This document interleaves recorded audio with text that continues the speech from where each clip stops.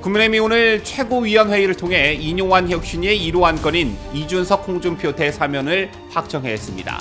하지만 당사자인 이준석과 홍준표 대구시장이 사실상 저도 싫다는 반응을 보이면서 불협화음을 이어가고 있는데요. 이런 가운데 인용환 혁신위원장에 대한 국민들의 생각을 알 수 있는 여론조사가 처음으로 발표됐습니다. 이 소식 전해드리겠고, 서울 강서구청장 보궐선거 패배 책임을 지고 당 사무총장직에서 물러났던 이철규 국민의힘 의원이 사퇴 20일 만에 인재영입위원장에 임명됐습니다. 당초 거론됐던 인물은 따로 있었기 때문에 뜻밖의 인선이다, 이런 평가가 나오는데 이 소식도 함께 전해드립니다.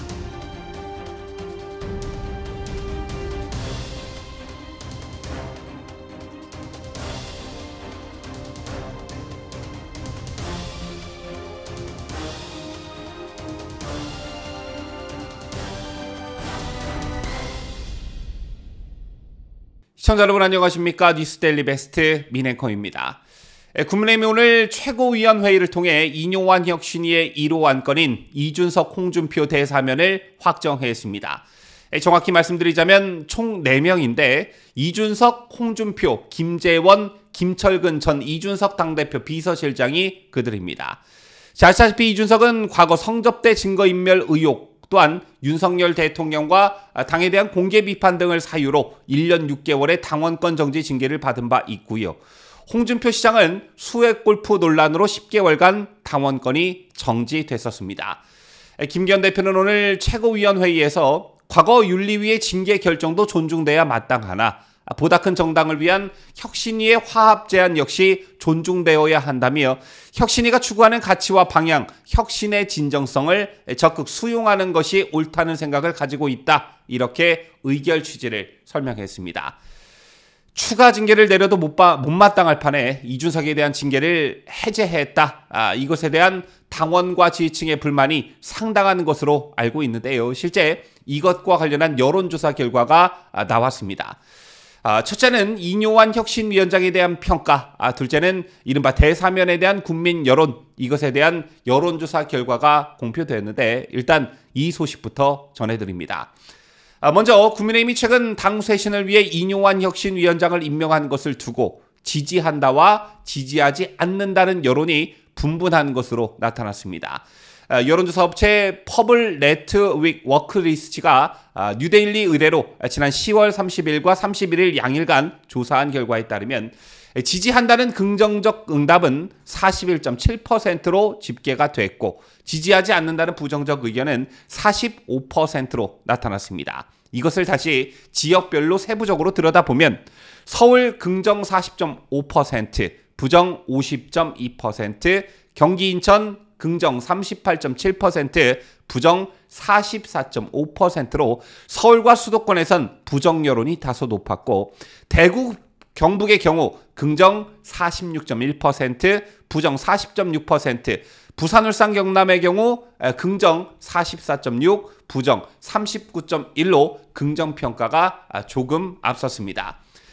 또한 연령별로는 60세 이상을 제외한 모든 연령에서 이니 원장 임명을 부정적으로 바라봤습니다. 말 그대로 지지한다와 지지하지 않는다는 여론이 분분한 것으로 나타난 것인데요. 하지만 이른바 인용환 혁신이 1호 안건인 이준석, 홍준표 등에 대한 이른바 대사면 제안과 관련해서는 부정적인 여론이 높았습니다. 통합을 위한 당내 대사면에 찬성한다는 의견은 31.7%, 반대한다는 응답은 43.5%로 집계됐는데요. 지역별로는 국민의힘 지지 기반인 대구, 경북에서조차 대사면을 반대한다는 의견이 우세했습니다. 대구, 경북에선 찬성 31.1%, 반대 40.1%를 기록했고 부산, 울산, 경남 경우 역시 찬성 39.1%, 반대 43.1%로 반대 의견이 높았습니다. 서울을 비롯한 다른 지역의 경우 그 격차가 더 벌어졌습니다. 이런 여론들이 이준석에 대한 반감에서 비롯한 것인지 아니면 홍준표 시장에 대한 반감에서 비롯한 것인지, 이것도 아니라면 징계 해제 자체가 부당하다는 인식에서 비롯한 것인지 그 디테일은 알 수 없는 여론조사였지만 어쨌든 인용환 혁신위의 1호 안건인 대사면 제안은 국민들로부터 그다지 긍정평가를 받지 못하고 있는 듯 보여집니다. 개인적으로 저는 이번 대사면과 관련해 명분이 너무 없다 이런 생각을 하게 되는데요. 아시다시피 이뇨한 혁신위가 이것을 제안하고 오늘 최고위가 이를 받아들일 때 내세운 명분은 화합과 탄압 이런 것이었습니다. 하지만 이준석과 홍준표 시장의 그동안의 언행을 보면 이들을 과연 화합과 탄압의 대상에 포함시킬 수 있는 것인지 이것조차 모호하다는 것이지요. 무조건 끌어안는다고 해서 화합과 단합이 저절로 되는 것이냐? 바로 이런 점이 현재 여러분들이 가지고 계신 불만들일 것입니다. 어제 제가 지인이랑 저녁 식사 자리가 있었습니다. 그 지인이 저한테 묻더군요. 이뇨한 혁신위원장에 대해 어떻게 생각하냐? 이렇게 묻길래 제가 아직 답변을 유보하고 싶다 이렇게 답했습니다. 좀 더 지켜볼 필요가 있다 이런 답변을 했는데 그 이유는 이준석 대사면건과 유승민에게 젠틀맨이니 애국자니 하는 이뇨한 혁신위원장의 언행이 정작 본심이냐 아니면 고도의 전략적 차원이냐 이것에 대한 판단이 아직 안 서기 때문이었습니다. 일각에서 제기되고 있는 이준석이 탈당을 하더라도 그의 그런 탈당의 명분을 최대한 주지 않기 위함이다.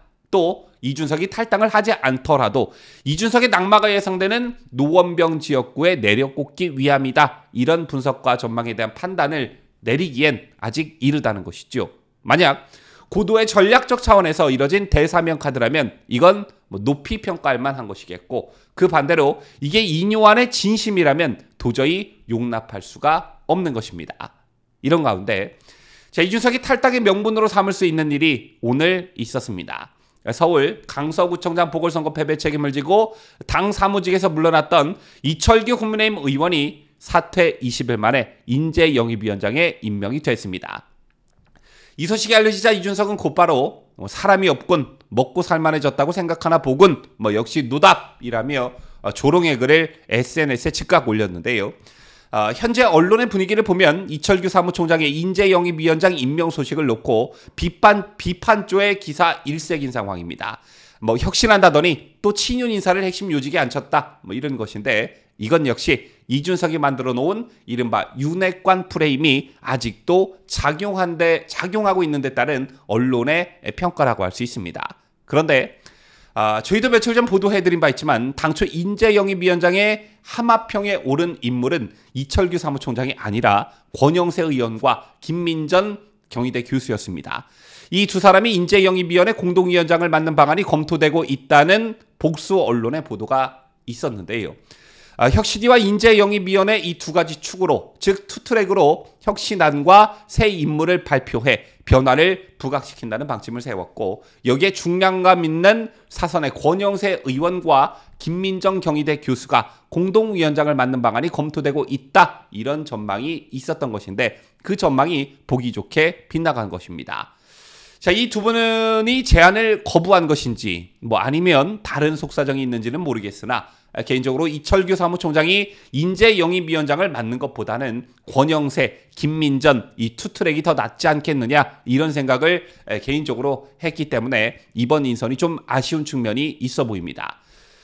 권영세 의원의 경우 윤석열 당시 검찰총장을 국민의힘으로 모셔오는데 핵심 역할을 했다는 점과 2012년 총선 당시 박근혜 비상대책위원회 체제에서 사무총장을 맡아 공천 실무를 총괄해 별다른 잡음 없이 152석의 과반 승리를 이끈 적이 있다는 이력, 그리고 김민정 교수의 경우 일단 우파 핵심 지지층에서 관심을 가지고 있는 부정선거와 관련해 관심을 가지고 있는 인물이고 그렇다고 해서 골수 우파의 이미지는 아니고 중도 보수의 성향을 가지고 있는 인물이기 때문에 외연 확장을 하는데 이보다 적합한 인물이 더 있을까 이런 생각을 제가 했던 것인데요. 어쨌든 이철규 사무총장이 결과적으로 인재영입위원장에 임명된 만큼 어떤 인사들을 국민의힘에 모셔오는지 그 결과물을 놓고 나중에 판단해도 늦지 않을 듯합니다.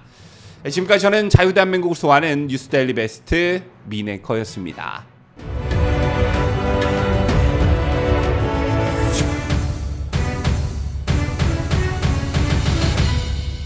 함께해요. 뉴스데일리 베스트.